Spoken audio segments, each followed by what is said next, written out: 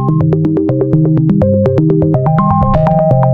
strawberry science future. And we have a product here, which is the mine card. The mine card is a smart mining helmet, which is for the miners who suffer daily due to poisonous gases and lossification and them getting lost. This solves every single safety issue of any miner there is.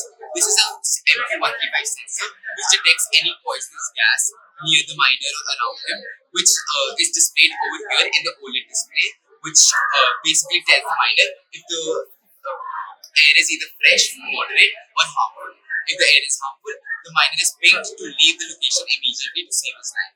We've also added a Bluetooth module to the product, which basically connects to the local area network of the mines, which each mine always has, and this is for location pinging. So basically, whenever somebody is in an emergency and emergency button is pressed, the Bluetooth module connects to the nearest local area network, and then that ping is sent to the nearest miners. Now this all is powered through this battery pack right here, and we also have a backup battery pack which will be attached to piezoelectric sensors, which are motion generator sensors which generate power with help of motion. So again, sustainability for this product.